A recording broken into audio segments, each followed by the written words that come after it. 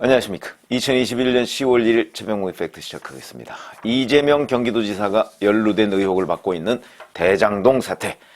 이게 이제 언론에 의해서 한꺼풀씩 벗겨지고 있습니다. 그 중에 이제 제가 늘 말씀드리지만 제일 중요한 것은 돈의 흐름이 어떻게 됐느냐. 그리고 그 최종 목적지가 이재명 지사냐 아니냐. 뭐 이런 것들이 정치적으로는 중요하다고 그랬습니다. 법률적으로야 뭐 그 과정에서 누구한테 뭐 특혜를 줬느냐 뭐 이런 것들이 중요할지 모르겠으나 정치적인 의미는 그렇다. 그리고 그에 따른 이재명 지사의 어떤 그 관리 책임, 그러니까 직접적인 법률상 책임도 있을 수 있고요. 그만약 최종 목적지가 본인이라면 뇌물이죠. 그리고 그렇지 않더라도 관리 책임, 뭐 이런 것들이 있는데 그런 부분이 이제 조금씩 밝혀지고 있는데 대표적인 게 바로 최측근이라고 하는 유동규라는 사람입니다. 그 유동규라는 사람이 오늘 아침 동아일보 보도를 보니까 유동규라는 사람이 돈을 받아갔다. 이게 이제 명확해졌다. 뭐 이것이 그 보도가 됐습니다. 이렇게 돼 있습니다. 작년 12월에 경기관광공사 사장직에서 물러나기 전에 화천대유 관계자를 찾아가서 고액의 배당 수익 등을 거론하면서 돈을 요구했다. 근데 화천대유는 여기에 응했다. 그런 것이죠. 근데 응하면서 그 전달 경위, 과정, 뭐 이런 것들이 이제 화천대유 관계자 또는 천화동인 5호 소유자 있죠. 정영학 씨 회계사라는 사람.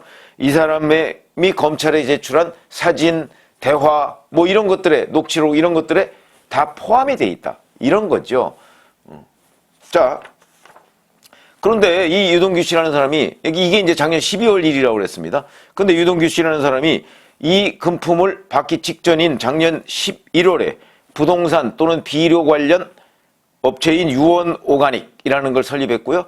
이게 이제 그리고 나서 12월 달에 경기관광공사 사장직을 내놨고 그리고 나서 1월 달에 이 회사를 유원홀딩스로 개명을 했습니다. 근데 이 회사에 실질적으로 대표나 감사는 유동규가 아닙니다. 그러니까 차명회사라고 볼 수가 있죠. 그 대표나 감사는 성남도시개발공사에 있을 때 자기 그 부하 직원이었죠. 정민용 성남도시개발공사 투자사업팀장.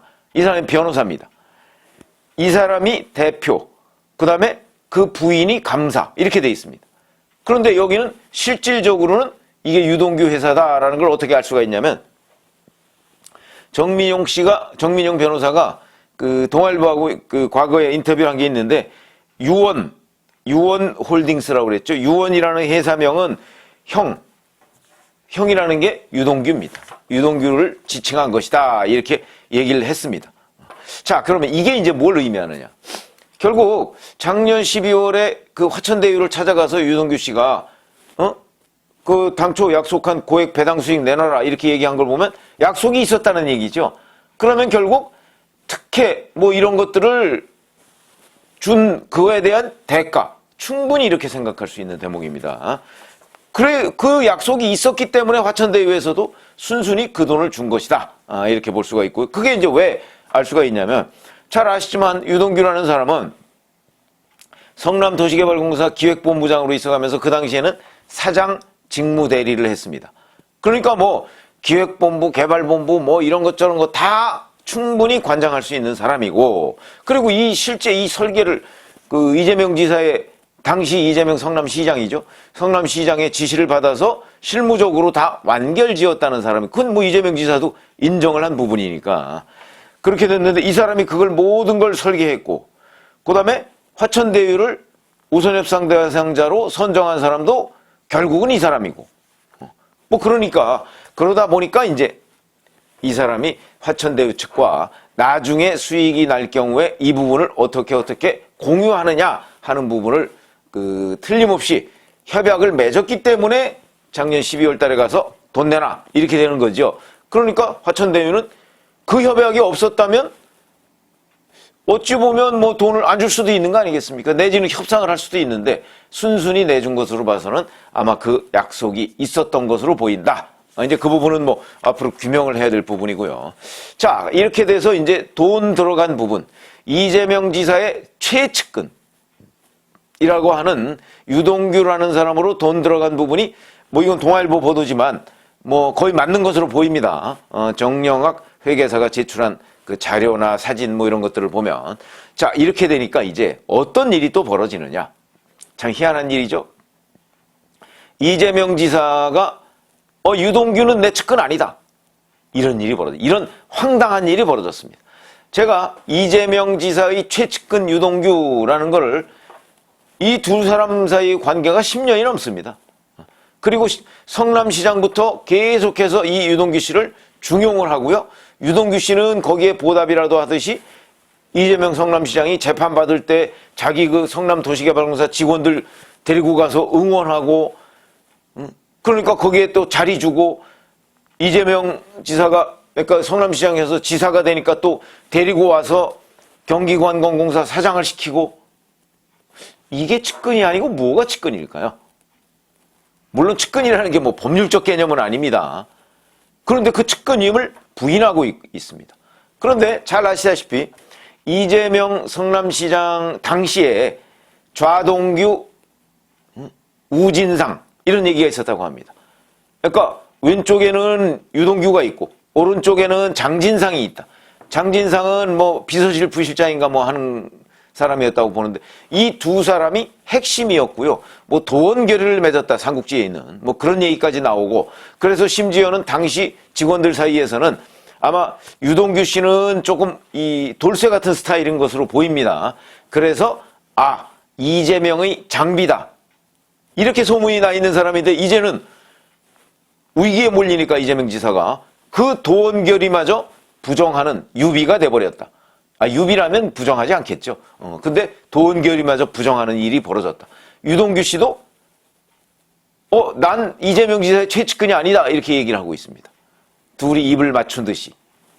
황당한 일이죠. 어제 TV조선에서 그 민주당 후보들 간에 토론이 있었는데, 거기서도 이낙연 후보, 박용진 후보 등이 아니 측근 아니냐 이렇게 얘기를 하니까 이재명 지사가 뭐라고 얘기했냐면 이렇게 얘기했습니다. 산하기관 중간 간부를 측근이라고 하면 측근이 미어 터진다. 참 교묘한 말장난이죠. 최측근이라는데 비서실에서 같이 근무한 것도 아니고 산하기관 직원에게 뭐라고 하는 건 지나치다. 그럼 이재명 지사의 측근 개념은 비서실에서 같이 근무해야 측근인가요? 잘 이해가 안 되죠. 그러면서 유동규 씨에 대해서 이렇게 얘기합니다. 원래 리모델링 하던 분인데 선거를 도와줬다. 성남시설관리공단에서 직원 관리하는 업무를 했는데 직원 관리를 잘해서 경기관광공사 사장에 공모해서 뽑게 됐다. 그러니까 리모델링 하던 분을 자기 선거를 도와줘서 그 선거 도와준 거에 대한 대가로 성남시설공단 기획본부장을 맡겼고, 성남시설공단이 성남도시개발공사로 바꿨을 때 그때 또 기획본부장을 맡겼고 나중에는 사장 직무대리까지 했고, 그리고 자기가 도지사가 되니까 또 데려다가 관광공사 사장을 맡겼고. 자, 그러면 이런 사람이 산하기관의 그냥 중간 간부 정도입니까? 측근입니까? 아니면 최측근입니까? 그럼 좌동규, 우진상은 뭐죠? 그 다음에 이재명의 장비라는 거는 그러면 당시 성남시 공무원들이 만들어낸 말인가요? 이런 황당한 일이 벌어지고 있고, 참 이런 걸 보면 이재명 지사라는 사람 무서운 사람이다, 이렇게 뻔히 아는 거를, 일반 국민들도 뻔히 알 수 있는 거를 거짓말을 태연하게 할 수가 있는가, 이런 분. 그거는 바로 이 대장동 문제를 가지고 국민의힘 게이트다 이렇게 주장하고 있는 이재명 지사니까, 그런 점에서도 참 독특하다, 저는 그렇게 느낍니다. 그러면서 또 한 번 유동규 씨에 대한 말을 바꿉니다. 그거 기억나시죠? 유동규 씨 얘기가 딱 나왔을 때 그 사람 건강상 이유로 그만뒀다 이렇게 얘기한 적 있죠. 그런데 어제는 또 그 그만둔 이유에 대해서 다른 얘기를 했습니다. 경기관광공사 사장 사퇴한 배경을 이제 물으니까 거기에 대해서 아니 영화사업 투자하겠다고 380억 원을 지원해달라고 했는데 내가 안 된다고 하니까 나가버렸다. 예산 편성 안 해준다고 해서 2년 끈다시피 한 사람이다 이렇게 얘기했습니다. 그러면 그동안에 아니 건강상 이유로 사퇴했다는 건 또 무슨 얘기입니까? 그거와 이거는 왜 이렇게 다르죠? 며칠 만에? 이런 걸 보면 이재명 지사가, 저는 처음부터 그런 얘기를 했었습니다. 이재명 지사가 유동규 씨 문제가 나오면 굉장히 뭔가 이렇게 이성을 좀 잃는 듯한 그런 모습을 보였다. 그게 바로 그 첫 번째 사례로 이걸 국민의힘 게이트라고 주장하는 부분. 천하가 다 아는 사실인데 이 사태의 본질은 누가 이걸 설계했느냐 아니겠습니까? 본인이 설계했다고 그랬지 않습니까? 그리고 이게 국민의힘 게이트라는 건요, 옛날 국민의힘 사람들, 이 사람들이 이거 민영 개발할 때, 그리고 또 민영 개발을 유지시키려고 로비를 한 부분, 거기까지입니다. 그리고 이재명 성남시장이 당선되고 나서 대장동 개발을 본격화했을 때는 그 사람들은 힘도 못 썼습니다. 그렇죠. 그리고 지금 현재 문제가 되는 대장동 수익이 민간업체한테 이렇게 대박이 나도록 만들어준 사람이 누구냐? 그 돈이 어디로 갔느냐? 요게 핵심이지 않습니까? 거기에 국민의힘 사람이 곽상도 의원 아들 50억 퇴직금 받았다는 거, 그거밖에 없습니다. 그렇죠? 무슨 김만배 씨 누나가 윤석열 전 검찰총장 부친의 연희동 집을 샀다. 그거는 보니까 그게 시가보다 싸게 샀다 그러는데, 그거는 전부 다 거짓말임이 지금 명명백백하게 드러났습니다. 당시 시가가 20억 정도밖에 안 했다고 하는 게 다 드러나 있습니다. 그러니까 원래 그건 거짓말이고, 그러면 김만배 씨 누나가 그걸 산 거, 그거는 거짓말이 아니죠? 근데 그거야말로 참 기막힌 우연이다.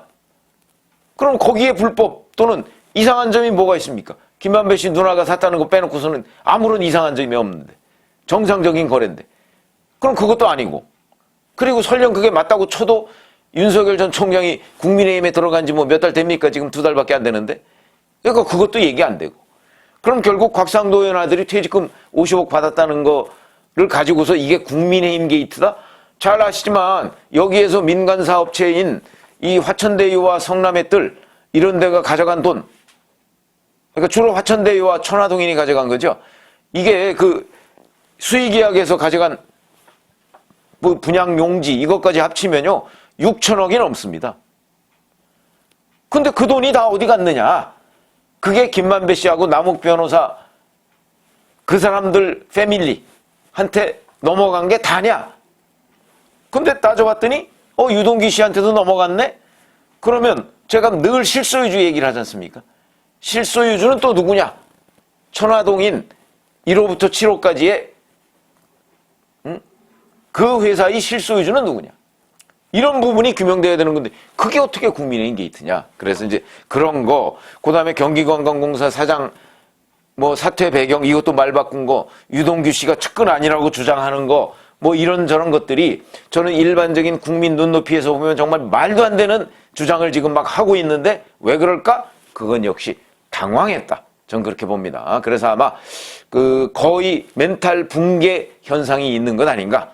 그래서 앞으로 무슨 또 황당한 주장을 할지 모르겠다. 이 부분과 관련해서. 그러나 명백한 거는 돈의 흐름은 거짓말하기가 어렵다. 그런 관점에서 본다면 일단 유동규 씨한테는 상당한 돈이 흘러들어간 것으로 보이고 그건 이미 화천대유 측과 협약이 있는 것으로 보이고, 그 다음에 실소유주 그중에 이재명 지사가 있느냐 없느냐 하는 거 이제 규명이 돼야 되는 부분이고, 그 다음에 유동규 씨가 받아간 돈의 최종 목적지가 유동규냐 아니면 그 뒤에 이재명 지사가 있느냐, 이런 부분들이 이 규명해야 될 핵심 포인트다. 이렇게 말씀을 드리겠습니다. 감사합니다.